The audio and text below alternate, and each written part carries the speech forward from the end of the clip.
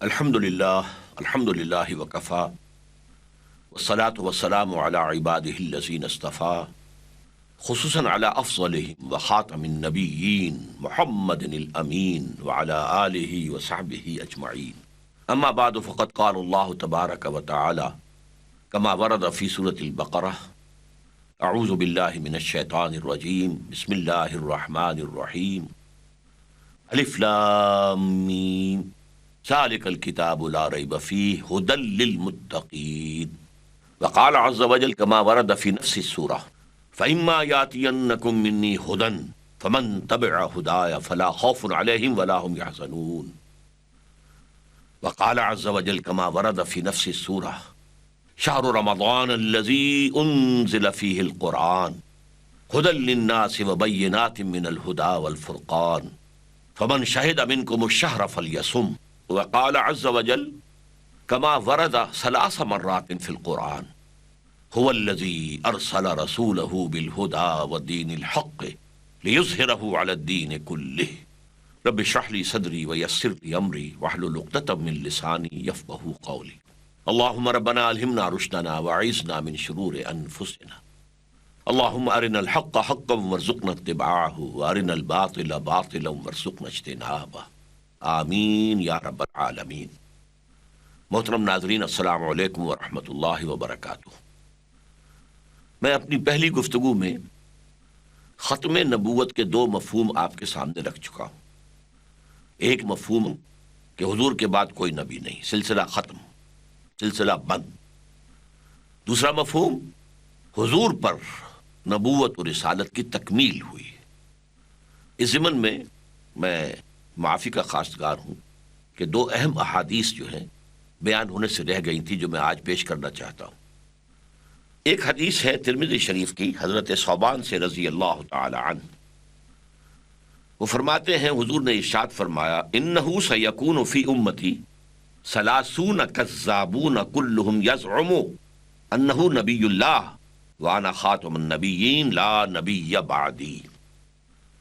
یہی مفہوم آیا ہے سنن ابی داود میں حضرت ابو ہریرہ سے لا تقوم الساعة حتى يخرج 30 دجالون كلهم يزعم انه رسول اللہ۔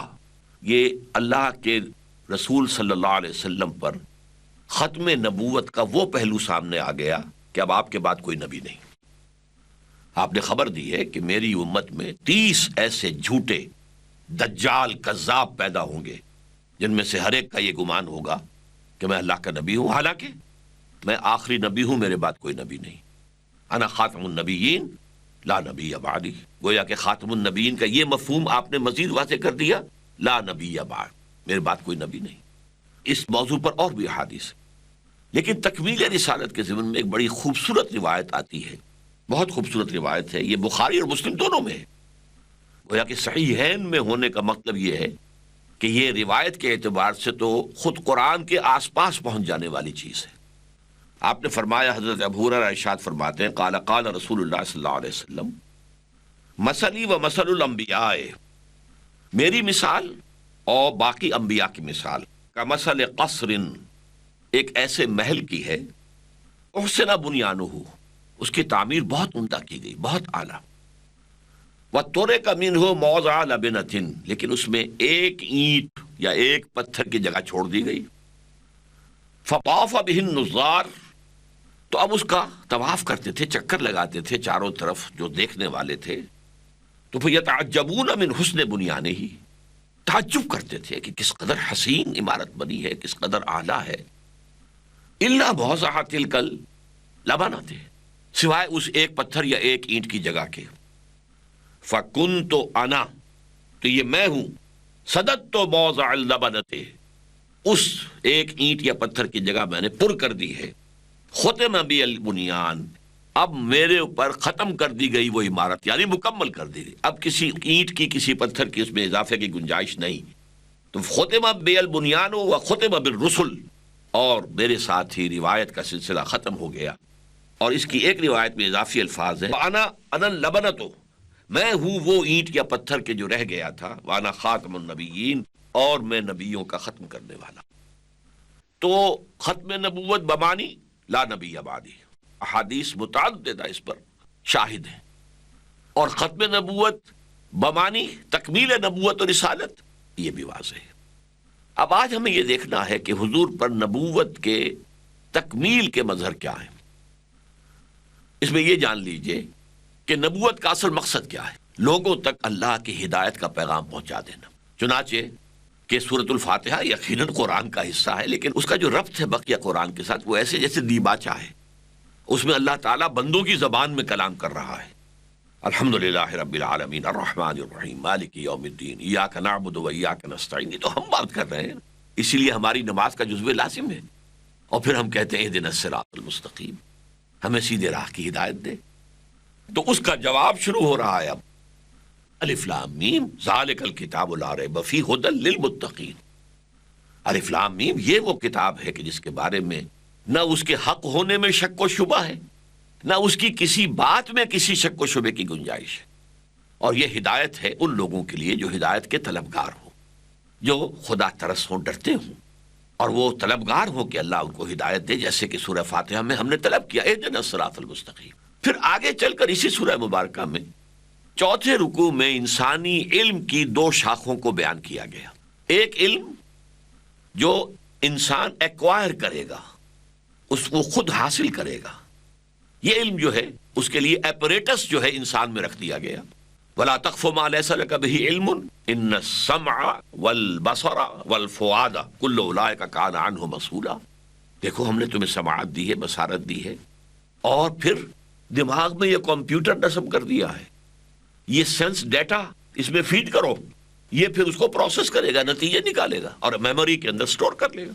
پھر اور دیکھو اور غور کرو اور سنو، پیچھے لوگوں نے جو کچھ بیان کیا تھا اس کو سنو، اور اب مزید غور کرو، مزید سوچو، مزید دیکھو، مشاہدے کو بڑھاؤ. پھر اپنے مشاہدات سے نتیجہ اخذ کرے گا تمہارا دماغ، پچھلی میموری کے ساتھ اس کو جو ہے وہ کمپیئر کرے گا، ریلیٹ کرے گا، اور پھر ایک نیا اضافہ ہو جائے گا. یہ علم کا میکینزم علم آدم الاسماء کلھا، در حقیقت یہ الفاظ اس علم کی طرف اشارہ کر رہے ہیں. چنانچہ جو ہمارا ایکوائرڈ نالج ہے، جسے ہم سائنٹیفک نالج کہیں گے، مادی علم، وہ اسی سمع اور بصر اور دماغ، اس کی ایکسرسائز سے حاصل ہوا ہے. یہ رفتہ رفتہ رفتہ رفتہ بڑھا ہے، step by step, step by step, step by step, یہاں تک کہ پچھلے کوئی 150 سال کے اندر اس کا ایکسپلوژن ہوا ہے. ایکسپلوژن آف نالج، علم کا دھماکہ ہوا ہے.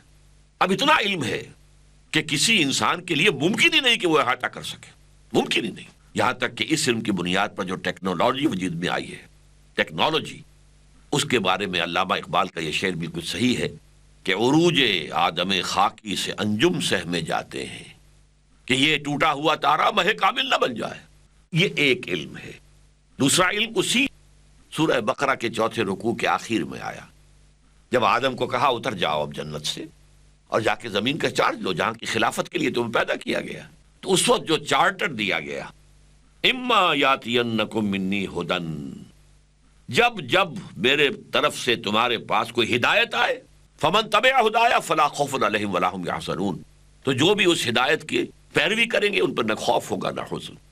والذین کفروا وکذبوا بآیاتنا، اور جو ہماری آیات کو جھٹلائیں گے اور ان کا انکار کریں گے تو وہ جہنمی ہوں گے اور جہنم میں رہیں گے. فاولئک اصحاب النار هم فیہا خالدون. اچھا، سورہ بقرہ کے شروع میں ھدی للمتقین کہا گیا تھا، اور وہ صحیح ہے. ہدایت سے استفادہ وہی کر سکتا ہے کہ جس کے دل میں طلب ہدایت ہو. لیکن اپنی جگہ قرآن پوری نوع انسانی کے لیے ہدایت ہے. یہ بات اسی سورہ بقرہ میں کہی گئی 23ویں رکوع میں، شہر رمضان الذی انزل فیہ القرآن ھدی للناس وبینات من الھدی والفرقان. یہ جو رمضان مبارک کا مہینہ ہے یہ وہ ہے جس میں کہ قرآن نازل کیا گیا، جو تمام انسانوں کے لیے ہدایت ہے۔ نہ صرف جس وقت نازل کیا گیا اس وقت تک کہ تمام عالم کے انسانوں کے لیے ہدایت تھا، بلکہ آئندہ قیامت تک آنے والے تمام انسانوں کے لیے یہ ہدایت ہے۔ تو یہ ہدایت ہے، یہ اس کی تکمیل ہو گئی ہے۔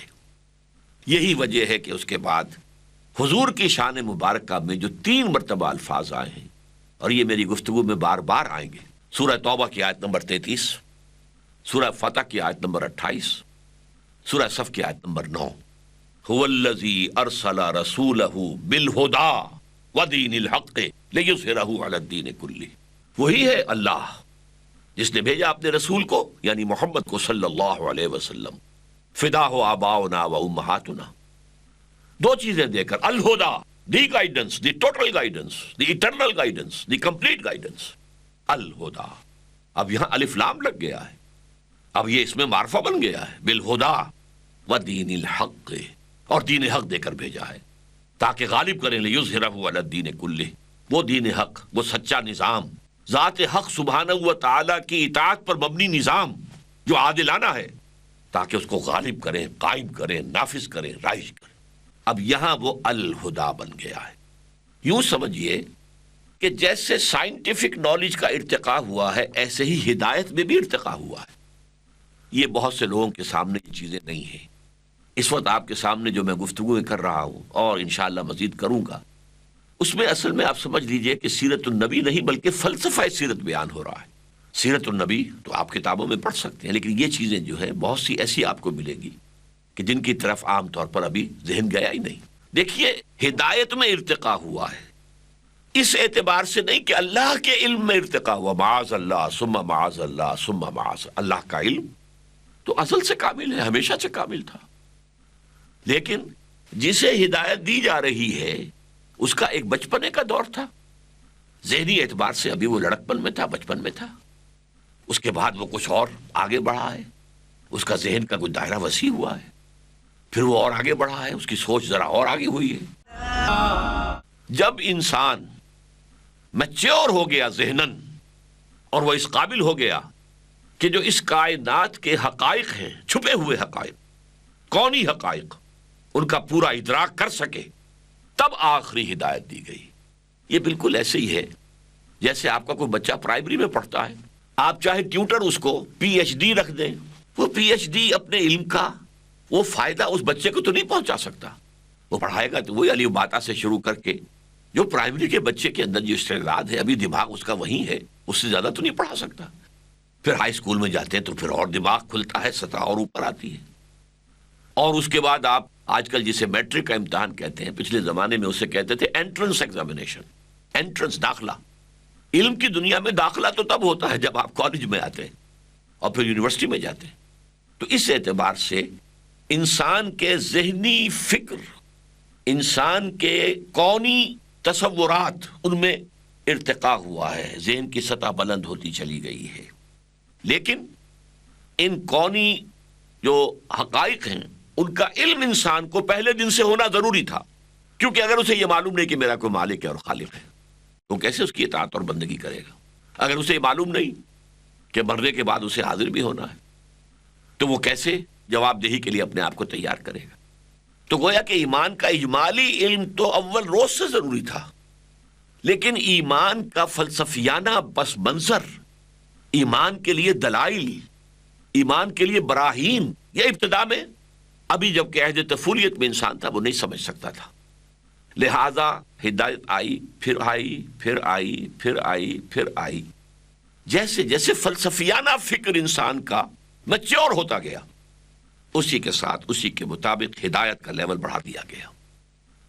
تو اسی وجہ سے دیکھیے، میں آپ سے عرض کر دوں کہ جو لوگ فلسفے کی تاریخ پر جنہوں نے کتابیں لکھی ہیں وہ مانتے ہیں کہ فلسفیکل تھاٹ جو ہے اور مذہب کی بنیاد جو ہے وہ اسی پر ہوتی ہے کہ پہلے تو آپ کو معلوم ہے یہ کائنات ہے کیا، میں کون ہوں، میرا کوئی مالک بھی ہے کہ نہیں ہے، مرنے کے بعد مجھے پھر کوئی جی اٹھنا یا نہیں، وغیرہ وغیرہ۔ علم کیا ہے، حقیقت کیا ہے علم کی، نیکی کیا ہے، بدی کیا ہے، یہ حقیقی چیزیں ہیں یا صرف اعتباری ہیں؟ جیسے انگریزی میں محاورہ ہے، نتھنگ از گڈ اور bad, only thinking makes it so. کوئی چیز نہ فی الحقیقت اچھی ہے نہ فی الحقیقت بری ہے، یہ تو ہمارا سوچنے کا انداز ہے جو کچھ چیزوں کو برا کچھ کو اچھا کہہ دیتا ہے وغیرہ وغیرہ۔ یہ مسائل جو ہیں یہ بتائے تو گئے، لیکن ذہنی سطح کے مطابق ان مسائل کا بیان، ان کی وضاحت، ان کی تشریحات، ان کے لیے فلسفیانہ فکر بڑھتا چلا گیا۔ تو میں بتا رہا تھا کہ ہسٹری آف فلسفی پر جو کتابیں لکھی گئی ہیں، ہمارے ہاں خلیفہ عبد الحکیم نے ایک بڑی اہم کتاب لکھی، اور اکثر لوگوں نے مانا ہے کہ فلسفیانہ سوچ کے اعتبار سے انسان کی پورے عالم انسانیت کی نوع انسانی کے 1200 برس بہت اہم ہیں۔ 600 BC حضرت مسیح سے 600 سال قبل سے شروع ہو کر 600 AD یعنی حضرت مسیح کے بعد 600 برس، یہ 1200 سال ہے۔ سارے فلسفے ان میں پیدا ہوئے، سارے مذاہب ان میں پیدا ہوئے۔ اس اعتبار سے اسے کہا جاتا ہے 6th century AD، یعنی 600 عیسوی جو ہے انسان کی ذہنی میچورٹی کا وقت ہے۔ اب دیکھیے، یہ اس سے پہلے جو کتابیں آئیں وہ ہدایات پر مشتمل تھی۔ سب سے پہلی کتاب ہمارے نزدیک تورات ہے، اور اس کا اہم ترین جو اس کے لیے اصطلاح ہے 10 کمانڈمنٹس، احکام ہے، یہ کرو یہ نہ کرو، یہ کرو یہ نہ کرو، یہ کیوں کرو اس سے بحث نہیں، یہ کیوں نہ کرو اس سے بحث نہیں، بس اللہ کا حکم ہے یہ کرو، دی 10 commandments, the dos and don'ts, یہ کرو یہ مت کرو۔ اس کے بعد حضرت مسیح علیہ السلام پر حکمت بھی نازل کی گئی۔ یہ جو اللہ تعالیٰ کی طرف سے قرآن مجید میں آتا ہے حکمت کا لفظ، اللہ نے مجھے حکمت عطا کی، آتانی الحکمہ، مجھے حکمت عطا کی ہے، یہ تو بالحکمہ، میں حکمت لے کر آیا ہوں۔ لیکن یہ کہ اس 600 برس جو ہے اس میں بھی ابھی انسان میچور نہیں تھا کہ اس حکمت کو بتمام و کمال ریسیو کر سکے۔ یہی وجہ ہے کہ بائبل میں یہ لفظ موجود ہے، اپنے حواریوں سے آپ نے فرمایا علیہ الصلاۃ والسلام کہ میں نے ابھی تم سے اور بھی باتیں کرنی تھیں اور باتیں بتانی تھیں، لیکن ابھی تم ان کا تحمل نہیں کر سکو گے، تم اس قابل نہیں ہو کہ ان کو ریسیو کر سکو، سمجھ سکو۔ جب وہ فارقلیت آئیں گے، یہ فارقلیت اس کا اصل ترجمہ ہے محمد، دی پریزڈ ون، لیکن یہ کہ یہ لفظ جو ہے ایک جو سمجھیے کانٹا بن کر عیسائیوں کے حلق میں پھنسا ہوا ہے۔ کبھی اسے کہتے ہیں سچائی کی روح جب آئے گا، سچائی کی روح جب آئے گا، جب وہ تمہارا سب سے بڑا وکیل جب آئے گا، تو وہ آئے گا، یہ تو کہا ہے، جب وہ آئے گا تو سب کچھ بتائے گا۔ وہ آیا صلی اللہ علیہ وسلم 571 عیسوی میں، ان کی ولادت باسعادت ہوئی 610 عیسوی میں، جبکہ وہ 1200 سال فلسفیوں کے نزدیک، تاریخ فلسفہ کے ماہرین کے نزدیک پورے ہو گئے تھے۔ اب انسان میچور تھا، لہٰذا اب وہ آخری ہدایت الہدا دے دی گئی۔ اور اسی سے ایک بہت اہم مسئلہ متعلق ہے۔ دیکھیے، ہم مانتے ہیں تورات بھی اللہ کی کتاب تھی، اس سے پہلے حضرت ابراہیم کو بھی کوئی صحیفے دیے گئے تھے جن کا ہم کہیں تذکرہ ہی نہیں سنتے اب دنیا کے اندر صحف ابراہیم ہے بھی کہ نہیں۔ تورات کے نام سے ایک کتاب تو ہے، محرف ہے، تحریف شدہ، یہ دوسری بات ہے۔ اور اسی طرح زبور کے نام سے کتاب تو موجود ہے اولڈ ٹیسٹمنٹ کے اندر، لیکن اس کے اندر بھی تحریفات ہوئی ہوں۔ انجیل حضرت مسیح کو دی گئی، اس میں بھی تحریفات ہوئی ہیں۔ صاف بات ہے کہ ایک انجیل ہے ہی نہیں، 4 انجیلیں ہیں، اور ان چاروں میں بہت فرق ہے۔ لیکن ان اللہ کی کتابوں کی حفاظت کا ذمہ اللہ نے نہیں لیا۔ قرآن نازل کیا تو حفاظت کا ذمہ لے لیا۔ یہ جو آیت قرآن مجید میں آتی ہے قرآن کی محفوظ ہونے کی، انا نحن نزلنا الذکر وانا لہ لحافظون، ہم نے ہی یہ ذکر نازل کیا ہے اور ہم ہی اس کے محافظ ہیں۔ تو یہ اس کا پہلا حصہ تو تورات کے بارے میں بھی صحیح ہے۔ تورات کس نے نازل کی؟ انا انزلنا التوراۃ فیہا ھدی و نور، ہم نے نازل کی تھی تورات، اس میں ہدایت بھی تھی، نور بھی تھا۔ انجیل کس نے نازل کی؟ اللہ نے نازل کی، اس کے بارے میں بھی کہا فیہ ھدی و نور، اس میں بھی ہدایت بھی ہے، نور بھی ہے۔ لہٰذا یہ ساری کتابیں اللہ کی ہیں، لیکن انا لہ لحافظون صرف قرآن کے لیے، ہم ہیں اس کی حفاظت کرنے والے۔ یہی وجہ ہے کہ قرآن کا ٹیکسٹ بلا کم و کاست دنیا مانتی ہے، جیسے کہ محمد صلی اللہ علیہ وسلم نے دیا تھا نوع انسانی کو، اسی طرح آج موجود ہے۔ نہ تورات کا ٹیکسٹ موجود ہے، وہ مانتے ہیں یہودی کہ ہماری اصل تورات تو گم ہو گئی تھی۔ 587 قبل مسیح میں نبوکد نظر، جس کو بخت نظر بھی ہم کہتے ہیں، اس نے حملہ کیا تھا، حضرت سلیمان کا بنایا ہوا معبد گرا دیا تھا، وہیں پر وہ تورات کا نسخہ موجود تھا۔ آج دنیا میں وہ موجود نہیں ہے، اگرچہ یہودیوں کا عقیدہ ہے کہ موجود ہے، جہاں پر وہ ٹیمپل تھا اس کے نیچے جو ہے وہ تہخانے تھے، ان تہخانوں میں ربائس جو تھے ان کے ربانیین وہ بیٹھے ہوئے تھے اس کتاب کا نسخہ لے کر، اور وہ وہیں پر دفن ہو گئے اس کے اندر جب اوپر سے وہ ہیکل سلیمانی گرایا گیا، اور جب ہم دوبارہ کھدائی کریں گے تو وہ نکل آئے گی، لیکن اصل تورات اس وقت ان کے پاس نہیں، وہ تو 100 برس کے بعد پھر یادداشتوں سے مرتب کی گئی اس اعتبار سے۔ لیکن یہ میں پیارا سا ایک انداز میرا ہوتا ہے، میں کہتا ہوں کہ ان سابقہ کتابوں کو یہ حق پہنچتا ہے کہ اللہ کی جناب میں شکوہ کریں، اے اللہ ہم بھی تیری کتابیں اور قرآن بھی تیری کتاب، ہماری حفاظت کا ذمہ نہیں لیا اور اس قرآن کی حفاظت کا ذمہ لیا، یہ آپ نے ہمارے ساتھ سوتیلی بیٹیوں والا سلوک کیا۔ اس کا جواب کیا ہے؟ جواب یہ ہے، واضح طور پر ہے کہ ابھی ہدایت کامل ہوئی نہیں تھی، یہ تو انٹرم پیریڈ کے لیے انسٹرکشنز آ رہی تھی، ہدایات آ رہی تھی، کمانڈمنٹس آ رہے تھے، ابھی الہدا آنی تھی جو ان سب کو کور کر جائے گی، مہیمن ہوگی، جس میں تمام سابقہ کتابوں کی جو ابدی صداقتیں ہیں وہ موجود ہوں گی۔ تو ظاہر بات ہے کہ ہمیں کوئی کتابوں کا عجائب گھر نہیں سجانا تھا، وہ جو انٹرم پیریڈ کے لیے تھی وہ ختم ہو گئی، جو ہمیشہ کے لیے ہے وہ قائم ہے۔ اور اس میں یہ بات جان لیجئے، واقعتاً اگر ان کتابوں کی حفاظت بھی اللہ کرتا، ذمہ لے لیتا، تو کوئی تحریف نہیں ہو سکتی تھی، اور اگر قرآن کی حفاظت کا ذمہ اللہ نہ لیتا ہم تحریف کر کے چھوڑتے۔ حضور نے فرمایا لَتَتَّبِعُنَّ سُنَنَ مَنْ كَانَ قَبْلَكُمْ، تم لازماً ان لوگوں کی پیروی کرو گے جو تم سے پہلے تھے، یہود اور نصارہ۔ لیکن یہ کہ اس میں اللہ کی حفاظت کا ذمہ تھا، تو 1400 برس تک وہ پیور ٹیکسٹ ہمارے پاس موجود ہے، یہ اللہ تعالیٰ کا بہت بڑا فضل ہے۔ اور اسی پر میں نے ایک جدید جھوٹے کاذب اور دجال نبی کے ایک پیروکار سے جب گفتگو کی تو وہ بہت ہکا بکا رہ گیا۔ میں نے اس سے کہا تم مانتے ہو کہ قرآن میں ہدایت کامل ہو گئی؟ میں نے ہاں ہم مانتے ہیں۔ اور میں نے کہا تم مانتے ہو کہ قرآن محفوظ ہے؟ کہ ہاں ہم مانتے ہیں۔ اگر قرآن میں ہدایت کامل ہو گئی اور وہ محفوظ بھی ہے تو مزید ہدایت کی کیا ضرورت ہے؟ یہ بتاؤ مجھے عقلی طور پر، منطقی طور پر۔ جب کامل ہو گئی اور محفوظ کرنے کا ذمہ لے لیا اللہ نے، تو وہ کھڑکی جو ہے وہ لینے والا، وہ اینٹینا جو تھا نبوت والا، وہ بند، اب کوئی وحی نہیں آئے گی، وحی کا دروازہ بند۔ فبہت الذی کفر، آدمی کوئی شریف النفس تھا، اس لیے اس نے خامخواہ جو ہے وہ الجھنے کی کوشش نہیں کی، چپ ہو گیا، خاموش ہو گیا۔ یہ دلیل ہے سب سے بڑی ختم نبوت کی، جیسا کہ میں نے اپنی پچھلی گفتگو میں عرض کیا تھا کہ ہم بس یہ چونکہ اس میں جو معاملہ جو ہے ختم کا لفظ آیا ہے، تو ما کان محمد ابا احد من رجالکم ولکن رسول اللہ و خاتم النبیین۔ اچھا خاتم النبیین ہے تو خاتم المرسلین بھی ہو گئے، اس لیے کہ رسول کوئی رسول ہو ہی نہیں سکتا جو نبی نہ ہو، نبی عام ہے، رسول خاص ہے، لہذا دونوں کی جڑ کٹ گئی۔ تو یہ در حقیقت تکمیل ہدایت اور تکمیل نعمت ہدایت، واللہ متم نورہ ولو کرہ الکافرون ویابی اللہ الا ان یتم نورہ ولو کرہ الکافرون۔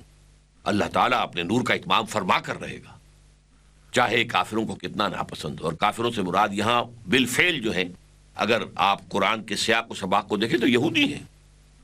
اسی طرح ویاب اللہ الا ان یتم نورہ ولو کرہ الکافرون، یہ سورہ توبہ میں فرمایا اللہ کو ہرگز منظور نہیں مگر یہ کہ اپنے نور کا اتمام فرمائے، چاہے کفار کتنا ہی ناپسند کرے۔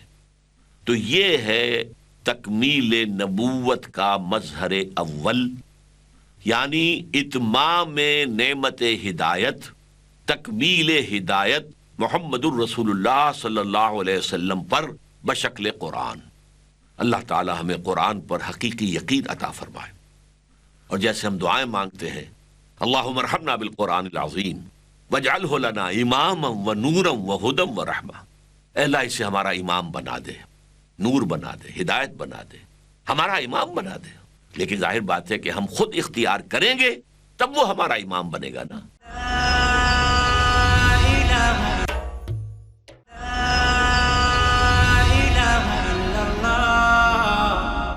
هو الذي ارسل رسوله بالهدى ودين الحق ليظهره على الدين كله ولو كره المشركون يا ايها الذين امنوا هل ادلكم على تجارة تنجيكم من عذاب اليم تؤمنون بالله ورسوله وتجاهدون في سبيل الله باموالكم وانفسكم ذالکم خیر لکم ان کنتم تعلمون۔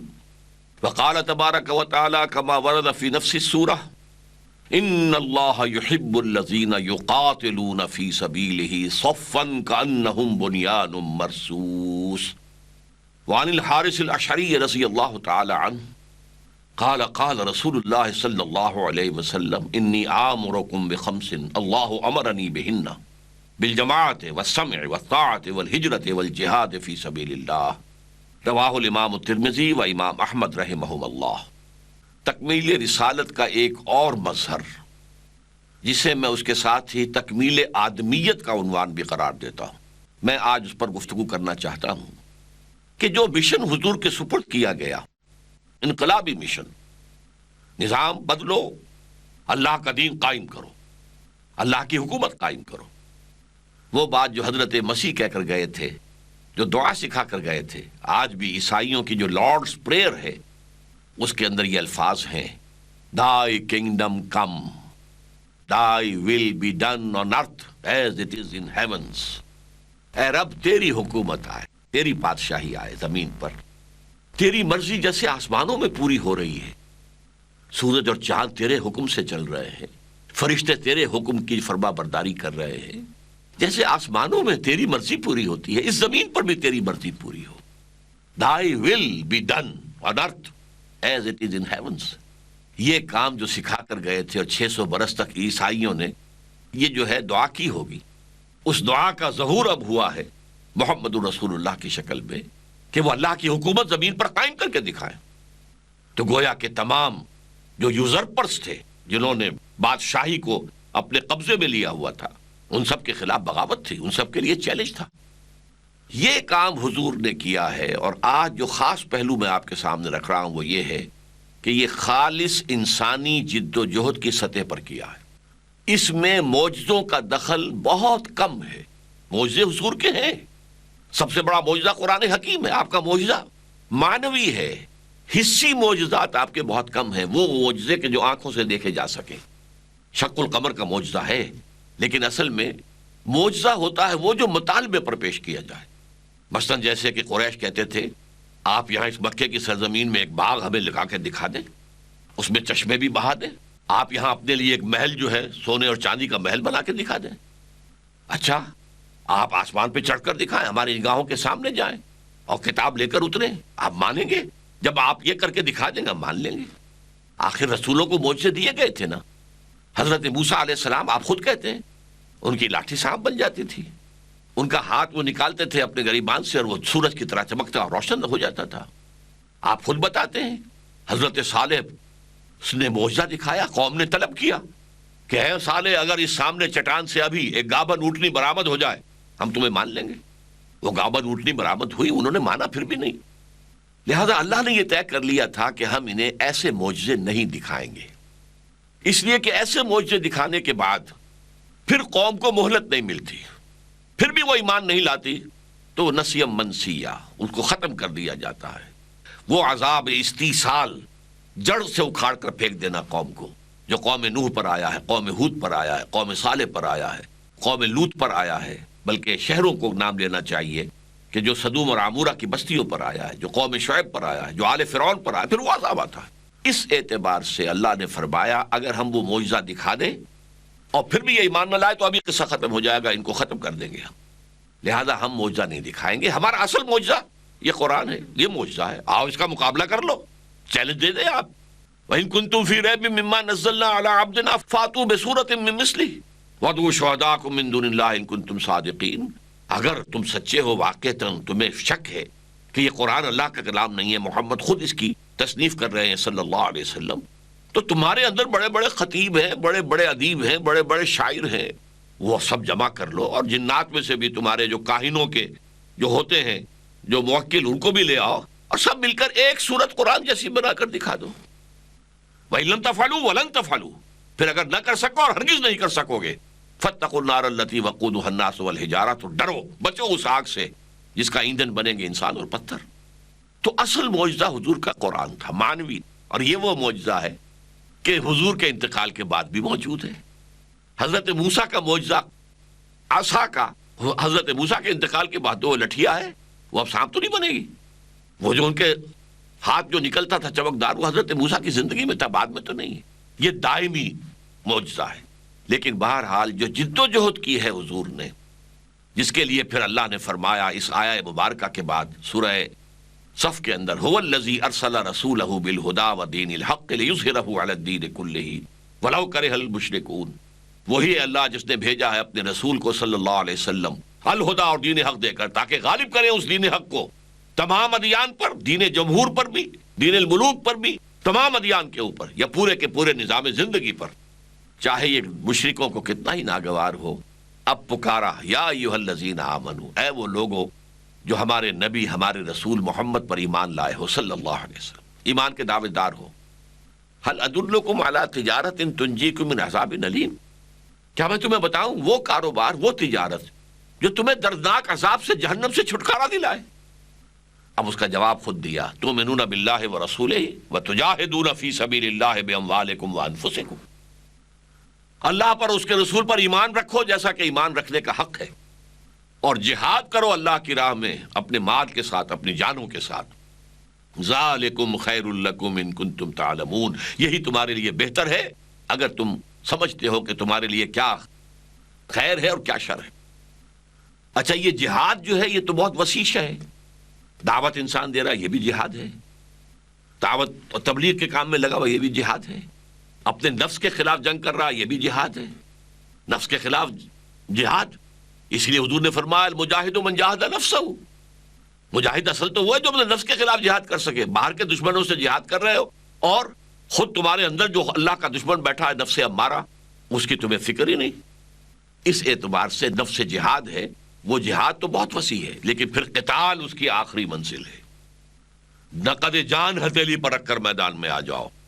یہی وجہ ہے کہ اسی سورہ مبارکہ میں جہاں یہ مقصد بعثت محمدی بیان ہو گیا، هو الذی ارسل رسولہ بالہدی ودین الحق لیظہرہ علی الدین کلہ، اور اس کے لیے جہاد کی دعوت دی گئی، وہیں پر یہ فرما دیا گیا اس جہاد کی ایک چوٹی ہے قتال، جنگ.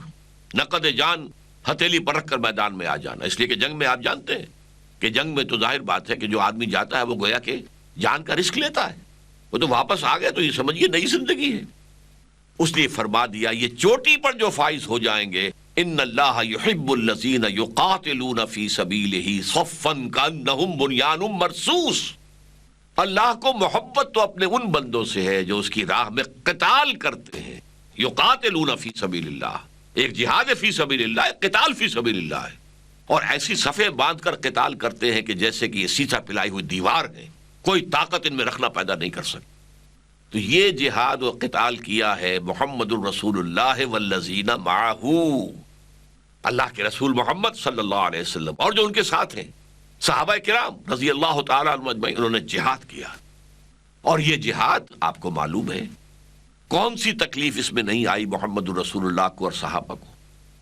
سب سے پہلے وربل پرسیکیوشن ہوئی، زبانی ایذا رسانی. پاگل ہو گئے ہو، دماغ خراب ہو گیا ہے، شاید ساحر ہو گئے ہو، یا کسی کا سحر تم پر ہو گیا، مسحور ہو گئے ہو، مجنون ہو گئے، کوئی جن تم پر آ گیا ہے، یا تمہارا دماغی توازن خراب ہو گیا ہے. جھوٹ بولتے ہو. تم نے ایک جو ہے عجمی غلام اپنے گھر کے اندر بند کیا ہوا ہے، وہ ہے تورات کا اور انجیل کا عالم. وہ تمہیں ڈکٹیشن دیتا ہے صبح شام، اور آ کر ہم پر دھونس جماتے ہو کہ یہ آسمان سے وہی آئی ہے. اکتتبہا، یہ تو تم نے ان سے ڈکٹیشن لے لی ہے. تو اسی طریقے سے حضور کو ستایا گیا. اور اس سے یہ نہ سمجھیے کہ حضور کو دکھ نہیں ہوتا تھا، دکھ ہوتا تھا. اس لیے قرآن مجید میں کہا گیا ہے وَلَقَدْ نَعْلَمُ أَنَّكَ يَضِيقُ صَدْرُكَ بِمَا يَقُولُونَ. ہمیں معلوم ہے آپ کا دل بھجتا ہے، آپ کا سینہ تنگ ہوتا ہے اس سے، لیکن فَاصْبِرْ عَلَى مَا يَقُولُونَ وَاهْجُرْهُمْ هَجْرًا جَمِيلًا. جھیلیے، برداشت کیجئے، صبر کیجئے، جو کچھ کہہ رہے ہیں سنیے، البتہ ان سے قطع تعلق کیجئے خوش اسلوبی کے. اچھا بھائی آپ کی سمجھ میں بات نہیں آ رہی، سلام، آپ اب پھر کبھی بات کر لیں گے، ابھی تو آپ کی سمجھ میں میری بات نہیں آ رہی، میری سمجھ میں آپ کی بات نہیں آ رہی. تو وَاهْجُرْهُمْ هَجْرًا جَمِيلًا، لیکن وَاصْبِرْ عَلَى مَا يَقُولُونَ، جو وہ کہیں اسے جھیلو، برداشت کرو. پھر آپ کو معلوم ہے کس طرح صحابہ کرام کو ستایا گیا، کس طریقے سے انہیں پرسیکیوٹ کیا گیا، کس طرح ٹارچر کیا گیا، خصوصاً غلاموں کو، نوجوانوں کو. یہ سارے شدائد انہوں نے جھیلے. اور اس ضمن میں آپ نے دیکھا کہ کوئی معجزہ نہیں آیا کہ جو بچائے. جبکہ ابو جہل جو ہے ٹارچر کر رہا تھا اور پھر اس نے شہید کر دیا حضرت سمیہ کو اور حضرت یاسر کو رضی اللہ تعالی عنہما، تو نہ کوئی معجزہ ہوا، نہ مسلمانوں کی طرف سے کوئی دفاع ہوا، اس لیے کہ حضور نے روکا ہوا تھا، جھیلو برداشت کرو۔ اس لیے کہ ابھی ہماری تعداد کم ہے، ہم نے جوابی کارروائی کی تو ظاہر بات ہے کہ دشمن ہمیں کچل کر رکھ دے گا، تو we have to gain time, ہمیں تو بریدنگ اسپیس چاہیے، لہذا جھیل لو، برداشت کرو۔ حضرت سمیہ اور حضرت یاسر شہید کر دیے گئے۔ حضرت بلال کے ساتھ جو ہوا، یہ سب کچھ ہوا کہ نہیں ہوا؟ خود 3 برس کی قید کاٹی ہے محمد الرسول اللہ اور تمام صلی اللہ علیہ وسلم اور ان کے پورا گھرانہ بنو ہاشم کا۔ 2 پہاڑوں کے درمیان گھاٹی، شیب ابی طالب بھی اسے کہتے ہیں، شیب بنی ہاشم بھی کہتے ہیں۔ اس کے اس سرے کے اوپر ادھر بھی پہاڑ، ادھر بھی پہاڑ، ادھر بھی پہرا، ادھر بھی پہرا، کوئی کھانے پینے کی چیز اندر نہیں جائے گی۔ یہ حال ہوا ہے کہ بنی ہاشم کے چھوٹے چھوٹے بچے پھول جیسے وہ بلک رہے ہیں، کچھ نہیں ہے سوائے اس کے کہ سوکھے چمڑے ابال کر ان کا پانی ان کے حلق میں ٹپکایا جا رہا ہے۔ یہ سختیاں جھیلی ہیں محمد رسول اللہ صلی اللہ علیہ وسلم۔ وہاں من و سلوہ نازل نہیں ہوا، اللہ اتار نہیں سکتا تھا۔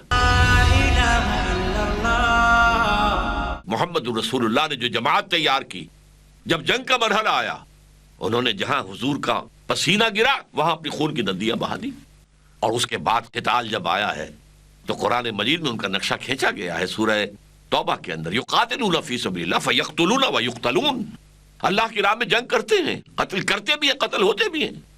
غزوہ بدر کے اندر 70 بڑے اکابر سردار جو تھے قریش کے مارے گئے، واصل جہنم ہوئے، اور صرف 14 صحابہ شہید ہوئے، 13 آن دی اسپاٹ، اور ایک جو زخمی ہو گئے تھے وہ راستے میں مدینہ جاتے ہوئے فوت ہو گیا، 14۔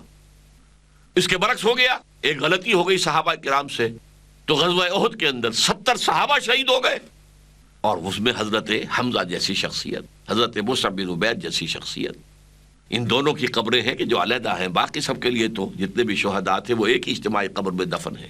دامن احد میں آپ جب جاتے ہیں حج کرنے کے لیے، عمرہ کرنے کے لیے، وہاں دیکھتے ہیں ایک کمپاؤنڈ میں یہ 2 قبریں ہیں، حضرت حمزہ، اور کون ہے حمزہ؟ حضور کے چچا بھی ہیں، چچا بھتیجے کا رشتہ بھی ہے، خالہ زاد بھائی ہونے کا رشتہ بھی ہے، دودھ شریک بھائی ہونے کا، ایک ہی لونڈی نے دونوں کو دودھ پلایا، دودھ شریک بھائی عرب میں تو حقیقی بھائیوں کی مانند ہو جاتے تھے۔ اور پھر یہ کہ ساتھ کے کھیلے ہوئے ہم جولی بھی ہیں، اسد اللہ بھی ہیں، اسد رسول ہی بھی ہیں، اور ان سب کا جو آپ نے دیکھا، ان کی لاشیں آئی ہیں، حضرت حمزہ کی ناک کٹی ہوئی ہے، کان کٹے ہوئے ہیں، پیٹ چاک کر کے کلیجہ چبایا گیا ہے۔ یہ سختیاں جھیلی ہیں محمد رسول اللہ صلی اللہ علیہ وسلم نے۔ آپ کو معلوم ہے غزوہ احزاب میں کیا ہوا ہے؟ کچھ کھانے پینے کو نہیں، 12,000 کا لشکر آ گیا، اور اس 12,000 کے لشکر نے جو گھیرے میں لیا ہے تو راستے بند ہو گئے، باہر سے کوئی بھی رسد نہیں آ سکتی، کھانے پینے کی چیزیں نہیں آ سکتی، فاقوں پر فاقے ہو رہے ہیں، محاصرہ طول کھینچ رہا ہے۔ حضرت سلمان نے مشورہ دیا رضی اللہ تعالی عنہ کہ خندق کھود لیا کرتے ہیں ایسے حالات میں، ہمارے ایران میں یہ طریقہ ہے، حضور نے پسند کیا، خندق کھودو۔ اب فاقہ زدہ ہیں، شدید سردی ہے، اور خندق کھود رہے ہیں، خندق کھود رہے ہیں، خود حضور بھی لگے ہوئے ساتھ، اور اس میں یہ ہے کہ جب وہ تنگ آ گئے، بالکل یوں سمجھیے کہ جاں بلب ہو گئے، آئے حضور، اب یہ بھوک اور یہ فاقہ برداشت نہیں ہو رہا، حضور دیکھیے ہم نے اپنے پیٹوں پر پتھر باندھے ہوئے ہیں، کہیں گبر دوہری نہ ہو جائے۔ حضور نے اپنا کرتا مبارک اٹھا کر دکھایا، 2 پتھر بندھے ہوئے، اتنی شدید کیفیت، من و سلوہ نازل نہیں ہوا، کیونکہ اے نبی آپ نے انسانی سطح پر کوشش کر کے دکھانا ہے۔ اقبال نے بہت عمدہ شعر کہا ہے، فکر انسان پر تیری ہستی سے یہ روشن ہوا ہے، پرے مرغے تخیل کی رسائی تا کجا۔ تو واقعہ یہ ہے کہ انسان کو معلوم ہوا محمد رسول اللہ والذین معہ صلی اللہ علیہ وسلم رضی اللہ تعالی عنہم، ان کی اس جد و جہد سے معلوم ہوا انسان کے اندر اللہ نے کتنی طاقت رکھی ہے، کتنے بڑے دشمن کے ساتھ مقابلہ کیا ہے، کس طرح پروانہ وار جانے دی ہیں، کس طرح قربانیاں دی ہیں۔ حکم آ گیا ہجرت کا تو چھوڑ دیا، گھر بار چھوڑ دیا، اور بال بچوں کو، جو مکے کے جو بھیڑیے تھے مشرکین، ان کے رحم و کرم پر چھوڑ کر چلے آئے۔ یہ جانثاری، یہ جان سپاری، یہ قربانیاں، یہ دی ہے محمد رسول اللہ اور والذین معہ، حضور کے ساتھی۔ اسی لیے تو سورہ صفی کے آخر میں آیا نا، من انصاری اللہ، جیسے کبھی عیسیٰ نے کہا تھا من انصاری اللہ، اور حواریین نے کہا تھا نحن انصار اللہ، اسی طرح حضور نے بھی تو کہا تھا آؤ کون ہے میرا مددگار۔ ہاں وقتاً فوقتاً اللہ کی غیبی مدد آئی ہے، اس کا انکار نہیں ہے۔ حضور صلی اللہ علیہ وسلم جب ہجرت کے لیے نکلے ہیں تو رات کو چاروں طرف پہرا تھا، لیکن وہ نہیں دیکھ سکے حضور، اللہ نے ان کو بچایا۔ اس طرح غار ثور میں جا کر چھپے ہیں تو کھوجی جو ہے وہ قریش کو لے گیا تھا عین دہانے تک۔ حضرت ابو بکر صدیق جو اندر تھے حضور کے ساتھ، وہ گھبرا کر کہتے ہیں کہ حضور اگر انہوں نے اپنے قدموں کی طرف بھی جھانک لیا تو ہم نظر آ جائیں گے۔ حضور نے فرمایا لا تحزن ان اللہ معنا، گھبراؤ نہیں، اللہ ہمارے ساتھ ہے، اللہ نے بچایا۔ تو مدد تو آتی ہے، مدد میدان بدر میں آئی ہے فرشتوں کے نزول کے ذریعے سے، وہ آئی ہے یقیناً، اللہ تعالیٰ نے فرشتے بھیجے ہیں، مدد آئی ہے۔ آج بھی وہ مدد آ سکتی ہے اگر اسی طریقے پر جد و جہد کر کے، تیاری کر کے، آزمائشوں میں سے گزر کر، منظم ہو کر، سم و طاعت کے پابند ہو کر کوئی جماعت میدان میں آئے گی تو انشاءاللہ چمن کے مالی اگر بنا لیں موافق اپنا شعار، اب بھی چمن میں آ سکتی ہے پلٹ کر، جو روٹھی بہار اب بھی آ جائے گی، اور فضائے بدر پیدا کر فرشتے تیری نصرت کو اتر سکتے ہیں گردوں سے قطار اندر قطار، اب بھی ہو سکتا ہے۔ لیکن یہ کہ عام جد و جہد جو ہے وہ انسانی سطح پر ہے۔ یقاتلون فی سبیل اللہ فیقتلون ویقتلون، وہ اللہ کی راہ میں قتال کرتے ہیں تو قتل ہوتے بھی ہیں، قتل کرتے بھی ہیں۔ یہ نہیں تھا کہ حضرت حمزہ کا جسم جو ہے وہ کوئی لوہے کا اسٹیل کا بنا ہوا تھا کہ برچھا جو ہے وہ وحشی کا وہ آر پار نہ ہو سکتا، آر پار ہو گیا، ناف کے پاس سے آر پار ہو گیا، شہید ہو گئے۔ حالانکہ اسد اللہ و اسد الرسول ہے، اللہ کے شیر، اللہ کے رسول کے شیر۔ تو میں جو بات اس وقت بتانا چاہ رہا ہوں، یہ میرے نزدیک انسان کی عظمت جو ہے وہ نظر آتی ہے محمد الرسول اللہ صلی اللہ علیہ وسلم اور آپ کے صحابہ کی جد و جہد، دین کو غالب کر کے دکھایا۔ جاء الحق وزهق الباطل ان الباطل کان زہوقا، وہ نظام قائم کیا جو آج تک بھی نوع انسانی کی یادداشت میں محفوظ ہے۔ جیسے کسی نے بڑا حسین خواب دیکھا ہو اور وہ خواب اسے یاد آتا رہے، اسی طریقے سے آج بھی وہ نظام پوری نوع انسانی مانتی ہے۔ ڈاکٹر مائیکل ہارٹ نے مانا ہے کہ جو 100 بڑی بڑی شخصیتیں ہیں تاریخ انسانی کی جنہوں نے تاریخ کے رخ کو موڑا ہے، ان میں ٹاپ پر محمد ہے صلی اللہ علیہ وسلم، نمبر 1۔ حالانکہ عیسائی ہے، حضرت عیسیٰ کو نمبر 3 پر لے گیا ہے، ابھی تک عیسائی ہے، وہ مسلمان نہیں ہوا ہے۔ ایم این رائے نے کہا 1920 میں تاریخ انسانی کا عظیم ترین انقلاب وہ تھا جو محمد نے برپا کیا ہے صلی اللہ علیہ وسلم۔ اس کی کتاب آج بھی چھپتی ہے جی، ہسٹوریکل رول آف اسلام، بامبے میں ایک پبلشر شائع کرتا ہے جو اب ممبئی کہلاتا ہے۔ تو اس دنیا نے گواہی دی ہے کہ ایک عظیم انقلاب برپا کیا ہے محمد رسول اللہ صلی اللہ علیہ وسلم، اور صرف 20 برس میں۔ تاریخ میں اس کا کوئی مثال ہے ہی نہیں۔ والٹیئر اور روسو نے، لکھنے والے بے شمار تھے، انہوں نے ایک فضا پیدا کی اور فرانس کا انقلاب آیا، لیکن والٹیئر اور روسو جو ہیں وہ اس کی قیادت کرنے والے نہیں تھے۔ لیڈر لیس ریولوشن تھا، اس لیے نہایت بلڈی ریولوشن تھا۔ پھر مارکس اور اینجلز نے کتاب لکھی لاسٹ کیپٹل، لیکن نہ جو کتاب لکھی گئی تھی جرمنی اور انگلستان میں وہاں انقلاب آیا ہی نہیں، وہ تو آیا کہیں جا کر روس کے اندر، وہ بولشوکس اور بولشوکس کے ذریعے سے، اور عین وقت کے اوپر وہاں پہنچا ہے لینن، اور اس نے اس انقلاب کو ہائیجیک کیا، اس پر قبضہ کر لیا۔ ورنہ مونشوکس زیادہ قوی تھے بولشوکس کے مقابلے میں، یہ بولشوک تھا۔ بہرحال حضور نے کیا کیا؟ پہلے دن سے دعوت شروع کی، اکیلا انسان، 4 آدمی ایمان لے آئے، 5 ہو گئے۔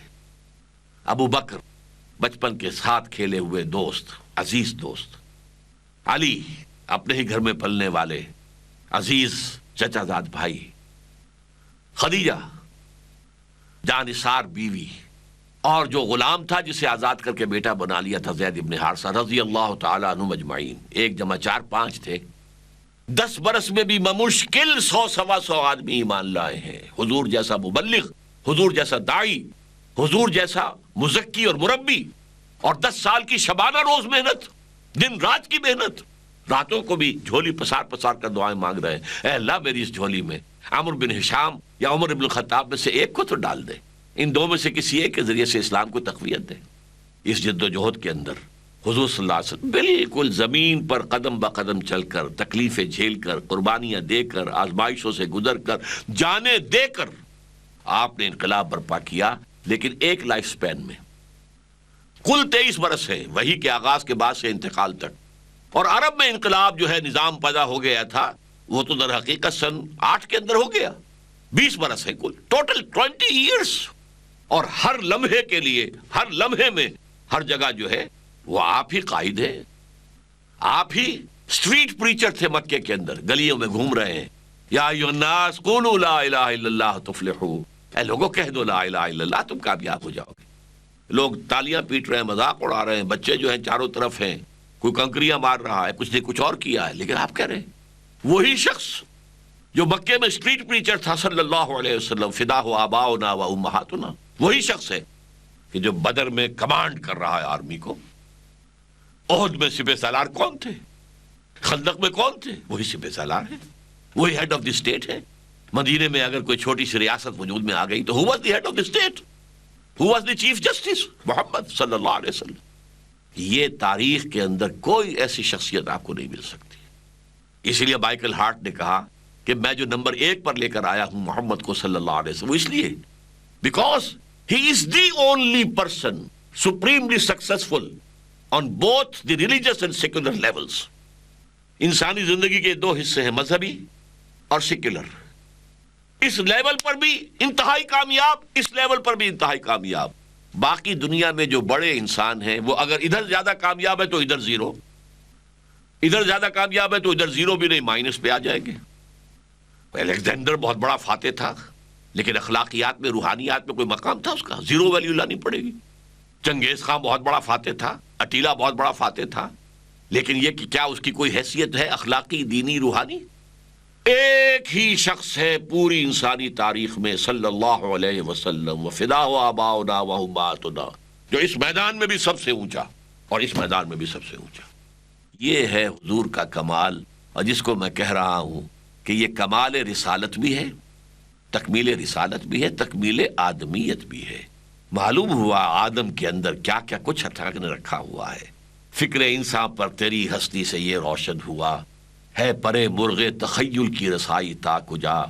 محمد صلی اللہ علیہ وسلم جو ہے انسان کی عظمت کا شاہکار، انسان کے اندر جو کچھ اللہ نے قوتیں رکھی ہے اس کو اگر دیکھنا ہو بتمام و کمال تو وہ محمد الرسول اللہ صلی اللہ علیہ وسلم۔